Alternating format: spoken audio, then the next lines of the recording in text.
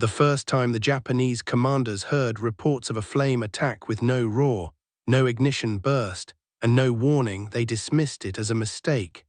Every flamethrower used in the Pacific had a signature sound, a violent sputtering blast that echoed across ridges and trenches long before the stream of burning fuel reached its target. That roar was the warning every defender depended on. It allowed them to duck into caves, roll behind earthworks, or fire blind into the advancing Marines before the flame stream could touch them. But on a humid morning deep in the island fighting of 1944, a forward command group received a field message describing something completely different. A squad of Marines had advanced on a fortified tunnel, and the Japanese machine gun crew inside never reacted. They never adjusted fire, never shifted barrels, never tossed a grenade toward the approaching footsteps. They simply kept firing in the wrong direction until a wave of silent fire swept through the entrance and rendered the entire position useless in seconds. The observers thought the flamethrower operator had died quietly, but when they checked the battlefield afterward, they found something more unsettling. There was no scorch pattern on the ground where a typical flamethrower would leave a blast signature, and no telltale fuel splatter leading up to the tunnel mouth. It was as if the fire had appeared instantly, without sound, without warning, and without the usual exhaust trail. Marine units involved in that action reported that it was the first time an improvised adjustment made in the field had produced an unexpected advantage. The flamethrower operator whose weapon delivered that silent stream had not been trying to innovate. He had only been trying to prevent a malfunction. The oil used to lubricate one of the ignition components had run short, and instead of delaying the advance, the Marines tried a workaround. The workaround changed everything. In the Pacific campaigns, flamethrowers were feared by both sides, but they were never subtle. Their presence on the battlefield announced itself long before the fuel ignited. Japanese defenders learned to listen for the exact rhythm of the weapon's mechanical pump and the snap of the igniter reacting to compressed fuel. That sound often gave them enough time to rush deeper into a cave or reposition behind a blind corner.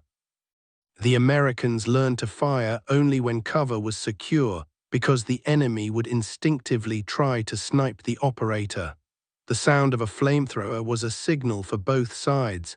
Danger was seconds away.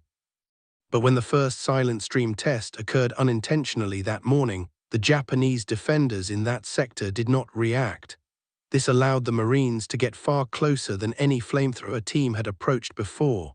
When the fuel finally ignited inside the tunnel, it did so at point-blank range, leaving no time for movement, no time for counterfire, and no time to retreat deeper underground. Reports filed after the incident described the shock of the surviving Japanese units.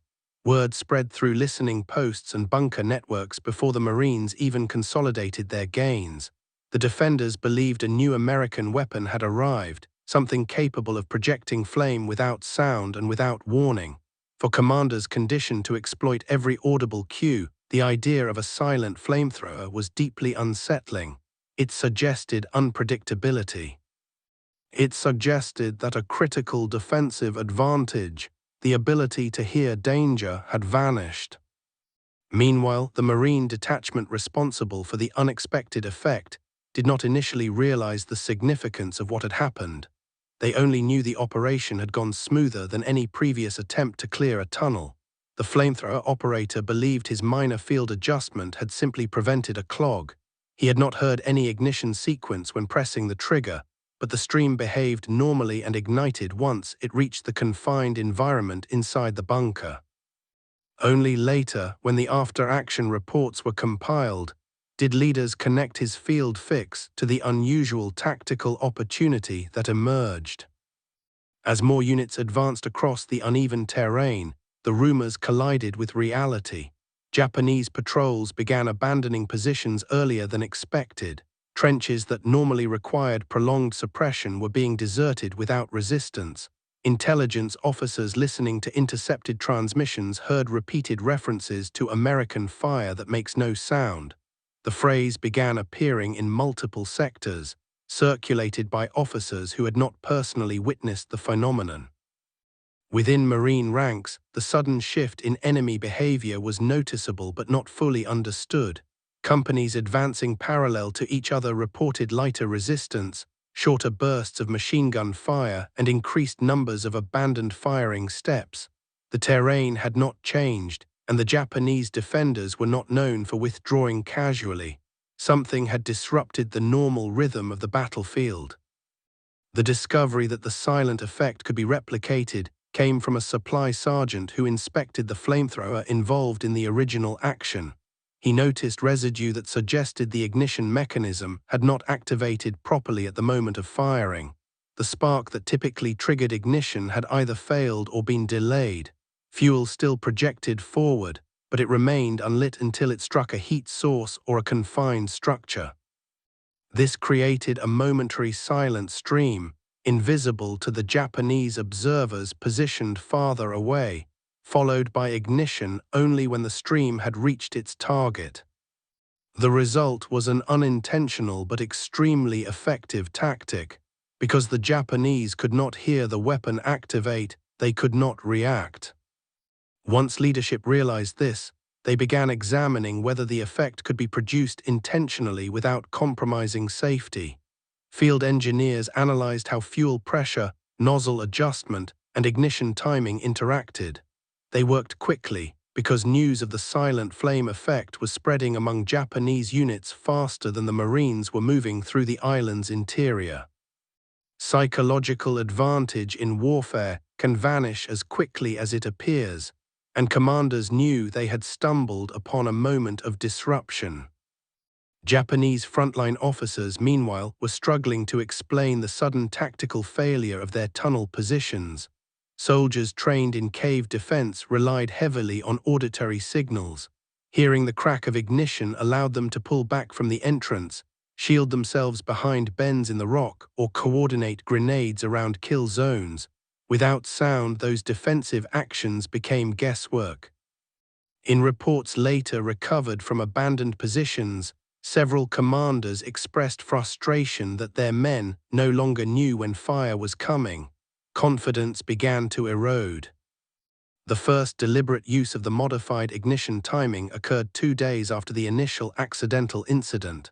Marines approaching a heavily reinforced cave on a steep ridge encountered precisely the defensive posture that normally stalled operations for hours. Interlocking machine gun fire created a narrow corridor of movement, and any flamethrower operator attempting to approach the entrance would be targeted immediately. But when the operator used the adjusted procedure, there was no audible warning. Japanese defenders continued firing at the wrong angle.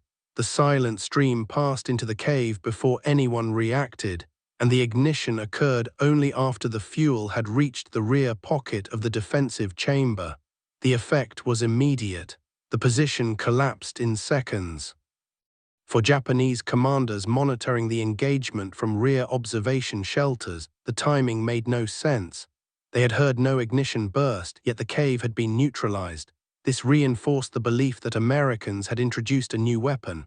The panic that followed was subtle at first: increased radio traffic, irregular position adjustments, a shift in defensive emphasis, but the pattern grew clear as Marines continued to advance. With every instance of the silent ignition, the defenders' certainty weakened. Defenders were reluctant to stay in forward cave mouths. Machine gun teams repositioned prematurely. Grenadiers fired blindly without waiting for cues. Even small disruptions to confidence can ripple through a defensive line, and by the time Marines reached the next major ridgeline, the psychological impact was visible. The silent flame effect, born not from laboratories or design bureaus, but from a simple field adjustment, had become one of the most unexpected tactical advantages of the campaign. The Marines advanced through the narrow palms with a deliberate pace, their boots sinking into soil that had been beaten down by weeks of fighting. The air carried the thick smell of moisture and cordite, and every movement came with the awareness that Japanese forward observers were likely watching from concealed pits or upper branches. The island had become a maze of natural and man-made defensive points, each linked by trenches that vanished beneath roots and volcanic debris. For the infantry, It felt like entering a second battlefield beneath the one visible on the surface. Before this operation, flamethrower teams had been among the most vulnerable members of an assault squad. Conventional tanks announced their presence long before the operators reached firing distance. The ignition sound, the pressurized hiss, and the mechanical cough of fuel being pushed through the system created a warning that defenders quickly learned to exploit. But the modified unit now carried by the Marines moved without the signature that had defined the weapon since its introduction. There was no snap of ignition and no metallic clang of the fuel pump, only a low mechanical pulse, barely detectable against the ambient sounds of the jungle. At the front of the formation, the assault section paused at a rise in the terrain. Just beyond it lay a cluster of interlocked Japanese positions that intelligence had identified as a key blocking point on the approach to the ridge. These defenses consisted of reinforced log bunkers with narrow firing apertures, a network of spider holes, and a deeper shelter believed to house a machine gun crew. Every previous attempt to dislodge the defenders had resulted in casualties. Rifle grenades had failed to penetrate the logs, and demolition charges required approach distances too dangerous under enemy fire. The silent flamethrower team was now tasked with breaking the position open. As the Marines moved into position, the absence of weapon noise changed the psychological dynamic of the attack. The operators could get close without the enemy detecting the incoming threat. Traditionally, Japanese defenders prepared the moment they heard a flamethrower. Machine gun crews fixed their aim on predictable routes, snipers focused on the tank itself, and grenadiers prepared to strike as soon as the team revealed its position. But now, without the usual auditory cues, the defenders remained unaware that the most decisive weapon on the battlefield was already closing the distance. The flamethrower operator advanced to a shallow depression that provided partial concealment. The assistant knelt beside him with steady hands on the auxiliary pressure line. Both men understood the precision required. The modified system produced a shorter initial flame signature, giving the operator a narrow window to deliver the fuel stream before detection. The objective was not to incinerate the bunker outright, but to force an immediate evacuation, disrupt the defenders' cohesion, and allow the riflemen to advance through the opening. The operator sighted the bunker aperture. At this distance, the team could target the firing slit directly, sending a compact, focused burst into the confined interior. The ignition was nearly instantaneous. There was no roaring flare, no explosive plume revealing their position. Instead, a controlled jet of superheated fuel shot forward with minimal smoke. The effect inside the enclosure was devastating. Japanese soldiers who had prepared for an audible warning instead faced instant heat and a rapid oxygen shock with no time to reposition or counterattack. The Marines observed the collapse of resistance within seconds. Movement in the firing slit ceased, and the small traces of smoke drifting upward from the internal logs confirmed the success of the strike. The infantry section leader signaled the next phase. 2 rifle squads surged forward, maintaining spacing as they bypassed the first bunker and angled toward the trench that ran behind it. Their movements remained unopposed at first, another indication that the defenders had been overwhelmed by surprise. Further down the line, a second bunker opened fire, its machine gun sweeping the clearing in short bursts. The rounds chipped bark from trees, splintered small roots, and kicked soil into the air. The Marines responded with coordinated suppression, directing fire at the aperture to pin the crew inside. Once again, the flamethrower team approached. The defenders, conditioned by experience, expected to hear the distinct sound of a flamethrower with enough time to react, but the silence worked against them. The operator moved within effective distance, raised the nozzle, and delivered another concentrated burst. The machine gun fire stopped abruptly. The assistant signaled a safe withdrawal path, and the team repositioned to cover the next likely defensive pocket. The infantry exploited the breach immediately.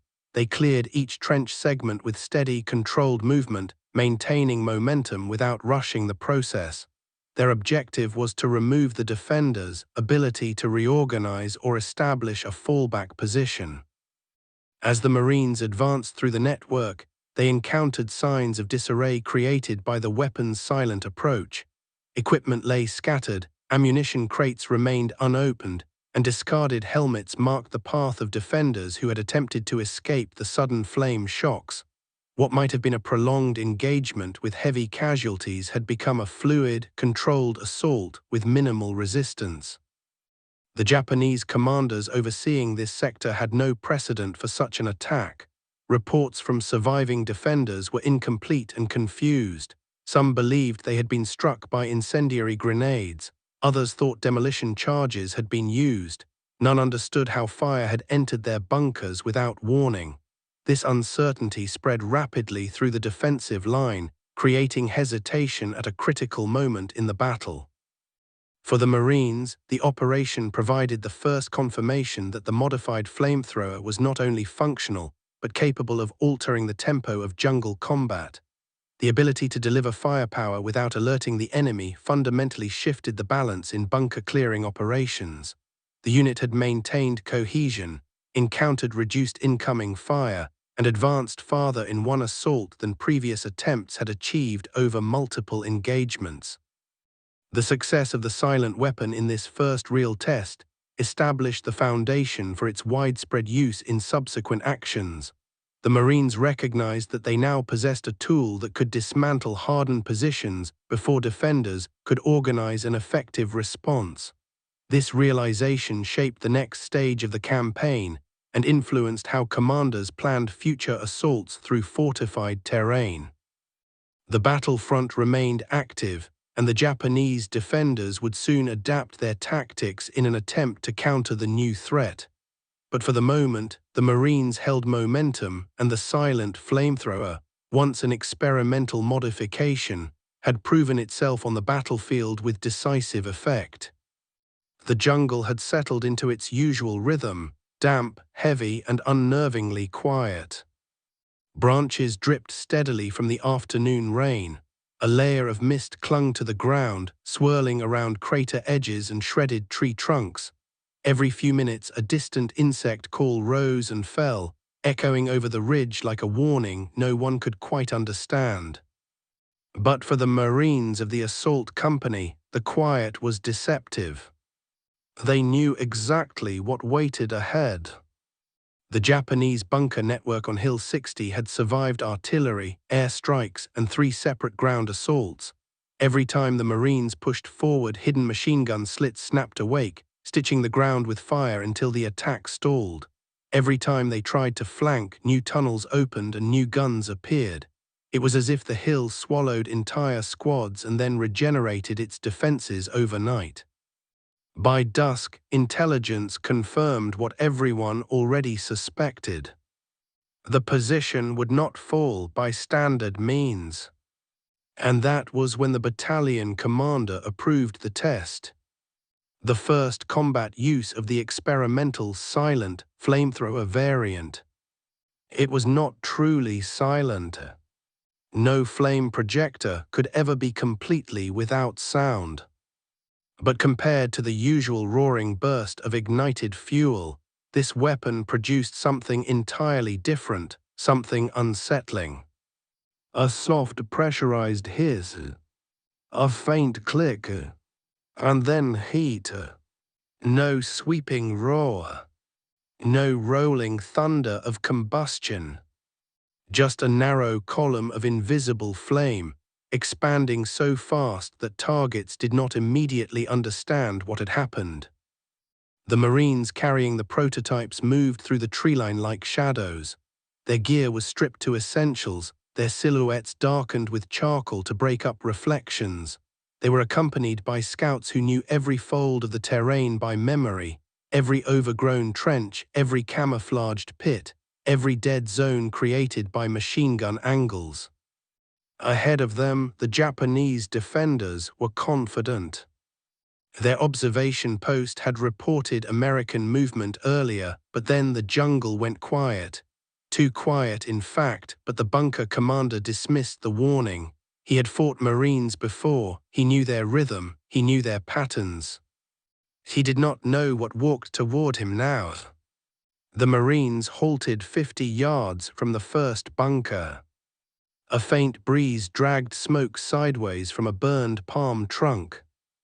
The silent flame operators knelt, checked their valves, and waited for the scout's signal. When it came, it was nothing more than a tap on the shoulder. The first Marine rose slowly, exhaled, and pressed the trigger. The effect was immediate and terrifying. A pale wash of heat, quiet, focused, and invisible, shot across the clearing and struck the bunker's firing slit.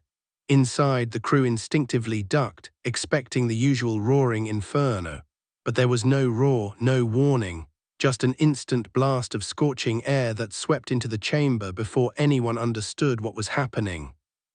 The gunner screamed first, not from fire but from pure shock. The loader stumbled back, grabbing at his face. The commander shouted orders that no one could follow because they had no idea what they were fighting. From the treeline, the Marines advanced steadily, their movements controlled, cleaned of all unnecessary motion. Each burst of silent flame was precise, directed at ventilation gaps, trench bends, and ammunition stacks. The weapon didn't produce great plumes of fire. It produced pulses of heat so fast that defenders often didn't realize the bunker was compromised until the Marines were already at the door. Down the ridge, Japanese runners bolted between positions, screaming warnings that made no sense to the commanders trying to interpret them. The Americans have invisible fire. The flames make no sound. They burned through the bunker without warnings. At first, officers dismissed the reports as panic. Then the second bunker fell, and the third. And in each case, sentries described the same impossible detail. No roar, no blast, no warning. Just heat and then collapse. By the time the Marines reached the fourth bunker line, the psychological shock was complete. Japanese defenders abandoned carefully engineered fighting positions not because they were overrun, but because they simply could not comprehend the weapon destroying them. Even the battalion commander, watching from a rear observation post, struggled to process what he was seeing. The attackers advanced with the calm precision of engineers rather than flamethrower crews. There were no great clouds of burning fuel lighting the jungle, no thunderous eruption announcing their approach.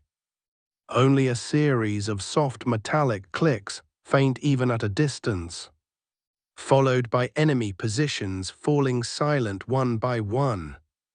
As darkness thickened, the strange glow of heated metal flickered across bunker entrances. The smell of scorched timber drifted through the trees, and the Japanese officers who remained began ordering withdrawals, not because the Marines had broken their perimeter, but because something unknown had. Something they could not describe. Something they could not counter. Something they feared more than the fire itself. By midnight, Hill 60 was collapsing, not through overwhelming force, but through confusion. The defenders were no longer responding as a coordinated unit.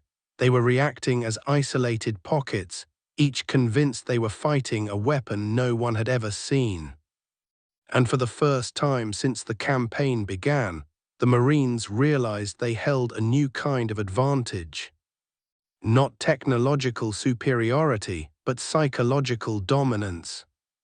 The silent flames had become something more than a weapon. They had become a rumor, a fear, a shadow moving through the trees. The Japanese troops stationed around the ridge line began noticing something unusual long before they understood what it meant. They had grown accustomed to the familiar pattern of American assaults, preparatory artillery that rolled across terrain like a moving wall, bursts of machine gun fire that probed every fold of ground, and the unmistakable roar of flamethrowers used during close-quarters advances. Those sounds, predictable as the tide, had shaped their expectations for how a Marine assault would unfold. But now the pattern was breaking. Reports from listening posts described Marines approaching without the distant hum of mechanical tanks or the rumble of flamethrower units warming up. What unsettled them most was not what they heard, but what they did not. Entire stretches of front fell silent at irregular intervals, as if something were moving through the landscape that made no sound at all. Japanese squad leaders assumed it was a deception tactic, perhaps an attempt to mask a flanking movement. They prepared countermeasures accordingly, repositioning riflemen and light machine guns to cover likely avenues of approach. Yet each time they believed they had identified the direction of advance, Marines appeared somewhere else entirely, emerging from tree lines and shallow depressions with a precision that suggested they were guided by more than terrain familiarity alone. What they did not yet know was that the Marines were deploying a newly modified flamethrower system designed for stealth operations, one that eliminated the mechanical roar that usually announced its presence minutes before combat. As Japanese commanders sent runners to forward observation points, the confusion deepened. None of the observers could identify the source of the sudden collapses happening in isolated pockets of the defensive perimeter. A bunker would fall silent, a trench line would cease firing, a pillbox that had withstood grenades and small arms fire for days suddenly showed no resistance. What made the situation even more alarming was the lack of any visible signature associated with the losses. No rising smoke, no roaring columns of fire, no burning vegetation, only the absence of defenders where there had been determined resistance minutes earlier.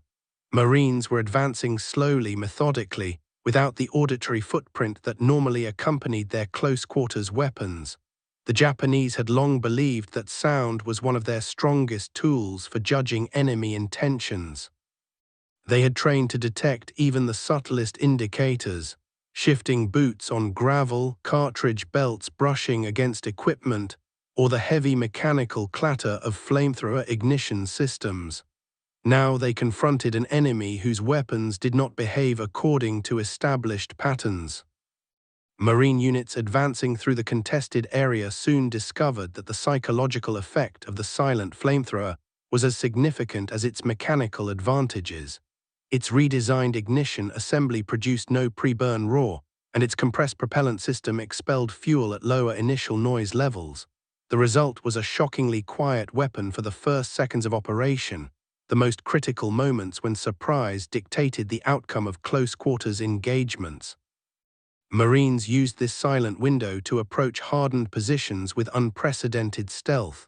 In several recorded actions, they reached well-camouflaged pillboxes without alerting sentries posted just meters away. When the weapon finally released its sustained column of fire, defenders inside the structures had no opportunity to react. The lack of audible warning nullified the Japanese practice of preemptively firing toward the expected sound of a flamethrower. For the first time in the campaign, Japanese troops were forced to confront a tool that undermined their reflexive defensive strategies. The growing sense of unease spread through the Japanese command structure. Officers accustomed to reading the battlefield through sound struggled to interpret a fight that no longer produced the cues they relied upon. When wireless operators attempted to compile frontline reports, the information was fragmented and inconsistent. Some units insisted they were under attack by infiltration teams. Others claimed that American flamethrower operators had somehow doubled their assault speed. Still others believed that underground tunnels were being used to bypass defensive points entirely. None of these explanations accounted for the silent weapon that Marines now carried with them. Japanese engineers had previously studied American flamethrowers and concluded that their mechanical signature made them detectable well before the operator reached effective range. This assessment had influenced Japanese bunker design, with firing slits and crossfire angles engineered specifically to counter the approach of flame-bearing troops. The new silence rendered those design considerations obsolete. The earliest Japanese attempt to respond to the situation focused on strengthening forward pickets. Additional men were deployed to shallow foxholes positioned along natural choke points. These troops were instructed to listen for any sign of Marine approach, though their previous experience gave them no framework for what that would entail. The absence of typical flamethrower noise meant that pickets often reacted too late, reporting contact only after the Marines had already breached secondary positions. The inability to hear the assault coming created a cascading effect on defensive cohesion. Frontline non-commissioned officers hesitated to redeploy machine gun teams without receiving confirmation of an enemy approach. Rifle squads waited for orders that no longer arrived in time. Communications runners struggled to navigate terrain that shifted from active combat to sudden silence without warning.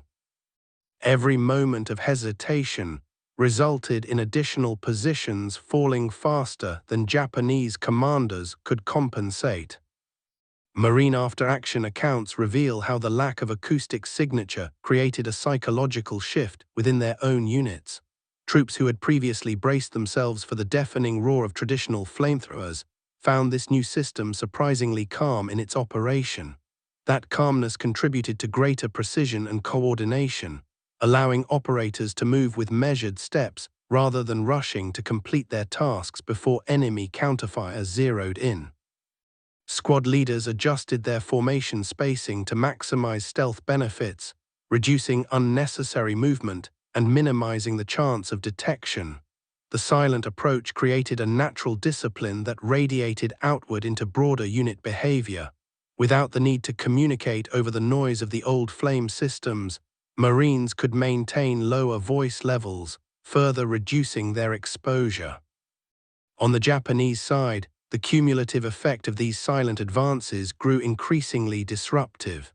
Entire sectors of the perimeter were falling with no audible prelude, which undermined the confidence of officers responsible for predicting Marine actions.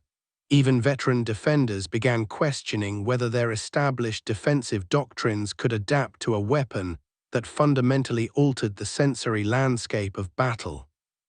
The psychological weight of uncertainty eroded morale more effectively than any audible weapon could have.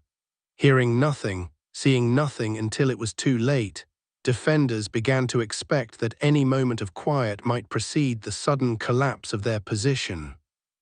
As night approached, the situation deteriorated further.